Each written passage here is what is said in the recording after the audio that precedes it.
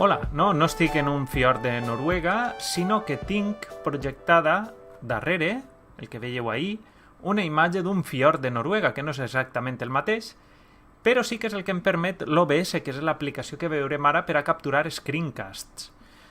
Doncs quins avantatges té? Doncs a més de poder projectar alguna imatge en la part posterior, com en este cas, també puc intentar projectar una imatge fixa, sense tindre'm a mi davant.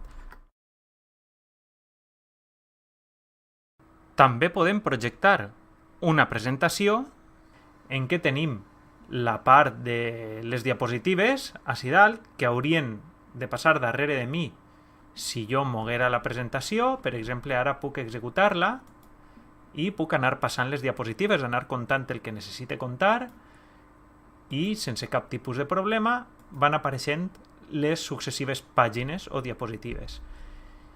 A més, com veieu, puc projectar millor damunt o pot aparèixer simplement sense projectar la imatge de la webcam, com vosaltres considereu.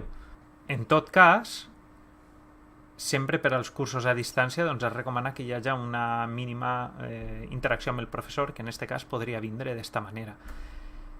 Què més podem posar? Doncs a més d'això podem anar també a la portada final, és a dir, als crèdits. Així que, així teniu OBS, ja heu vist més o menys que es pot fer així dirigit sobretot als vídeos d'ensenyament, una qüestió bàsica, perquè és la idea d'aquest curs, i a partir d'ara podeu comparar amb l'altra aplicació i després veure com funcionen les dues.